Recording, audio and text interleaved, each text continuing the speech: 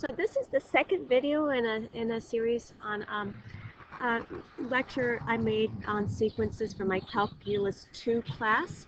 And we ended the last video with talking about how to get the general nth, well, we promised we were going to look at how to get the general nth term of a sequence when it can be defined by an algebraic formula. So I've got a couple of sequences listed here. I've got sequence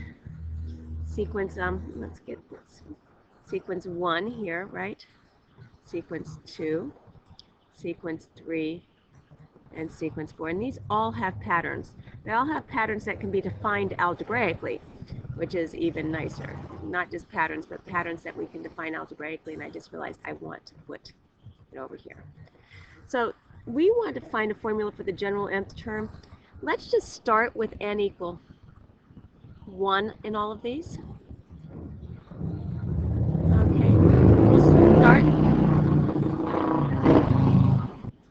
start with n equals 1. Of course, as we discussed in the last video, you can start with any n you want, but let's start with n equals 1 in these.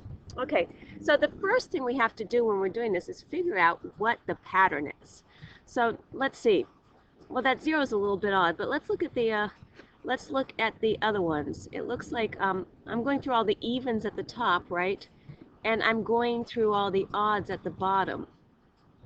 So evens, well, what are even numbers? Evens are 2 times your numbers, right? Your regular numbers. So you could get 2 times 1, which is 2, 2 times 2, which is 4, 2 times 3, which is 6. That's almost how we define evens. And odds are going to be an even plus or minus 1. So, well, if we're starting with 1, it looks like this works over here too, because 0 can be thought of as 0 over 1. So we're going to go through all the evens from 0, 2, 4, 6. The next term is probably going to be 8 through the odds, 1, 3, 5, 7, 9, right? 8, 9, and then the next term after that would be 10, 11, and so on down the road. Okay, so we've got the pattern here. First step's finding the pattern. So now what do we do now that we have a pattern? Well, we want to describe it. So when n equals 1, we want to get an even. So it's going to be 2 times some number. It's not going to be 2 times 1 to get 0. It looks like 2 times n minus 1 will give me 0, right? Does that work? Does that work over here? 2 times, so when n equals 2, so this is n equals 1, there. When n equals 2, what do I have? N equals 2, 2 times 1, which is 2. When n equals 3, 2 times 2, which is 4, and so on. Okay, so that works. And now, the odds are going to be an even number plus or minus 1. We want to start with the odd number 1. So at n equals, so let's make an even number. Simplest way to make an even number is 2 times n. And that, if n equals 1, that's going to give you 1. So I'm going to give, that's going to give you 2. So I'm going to try 2 times n minus 1. So does that work? When n equals 1, I get 2 minus 1, which is 1. When n equals 2, I get 4 minus 1, which is 3. When n equals 3, I get 6 minus 1, which is 5. Right, that works. Okay, so let's go on to this one now. What do we want to do here? Yes, you can tell I'm outside, I hope. Okay, so let's see what we've got here. Let's try a different color. Okay. Okay, again, let's just start at 1. You could start at 0. In fact, at home, why don't you try seeing if you can figure out where that formula is going to be if you start at 0. Okay, again, let's see if we can figure out the pattern to this one. That's going to be the first step. Well, we're alternating signs. Remember in that last one we alternated signs?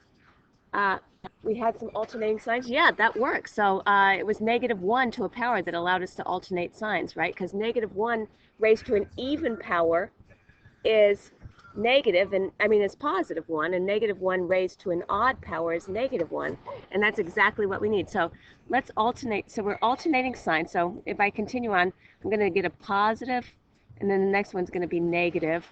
And -1 to what power is going to be good here? It's going to be, if I'm starting with 1, I want to start with an even power, right? So n plus 1 will work, because if n equals 1, that's even. If n equals 2, it's odd. So when n is odd, that's even. When n is even, that's odd. And now let's see if we can find the rest of what's going on here. So, well, the fractions, can I write this first term as a fraction? Yeah, it's 1 over 1, right? So what do 1, 4, 9, and 16 have in common? Well, it seems pretty clear we're going to have a 1 over something, right? And 1, 4, 9, and 16, what's that going to have in common?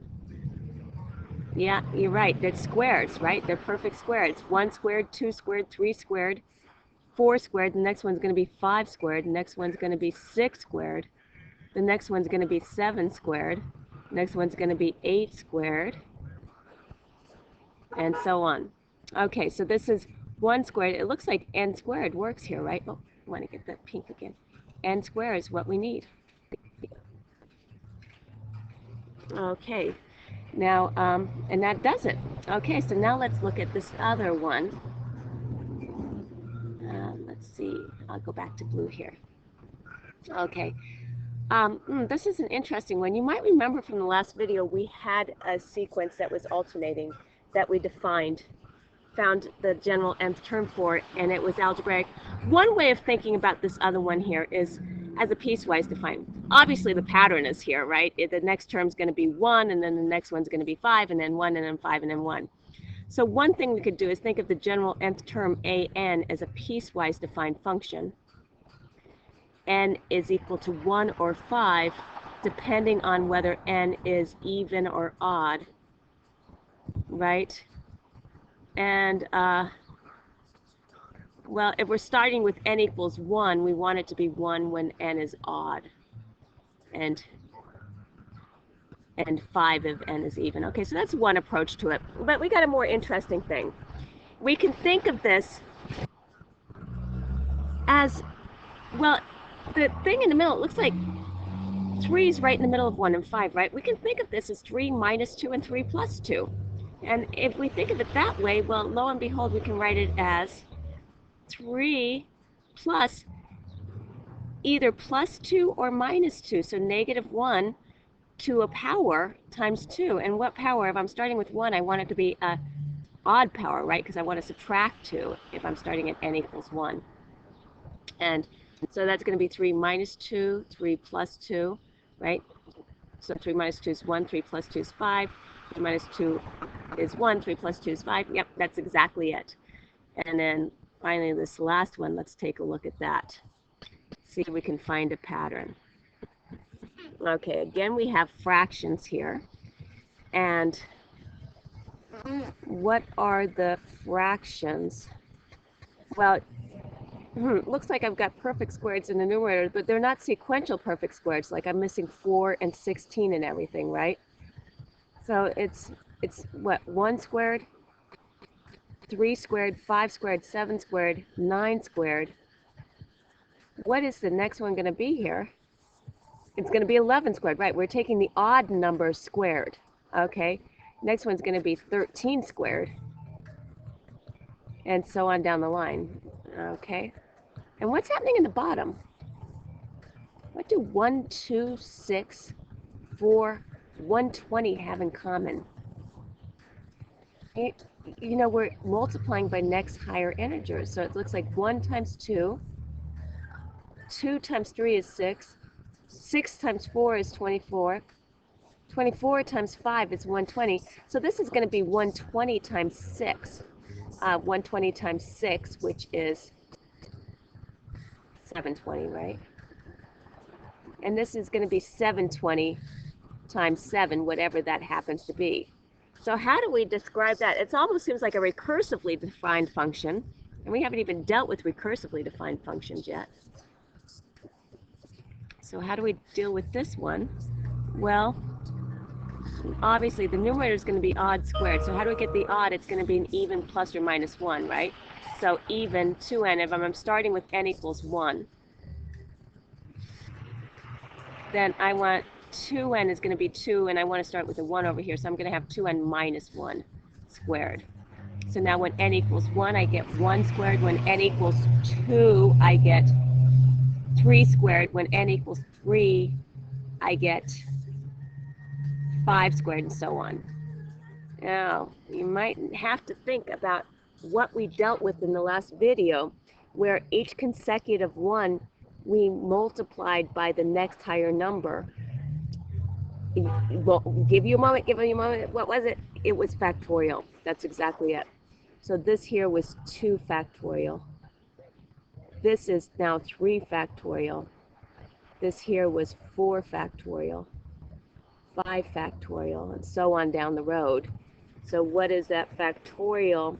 So if this is the first term is 1 factorial, second term is 2 factorial, third term is 3 factorial, it looks to me like I can just say this is n factorial. And there we have it.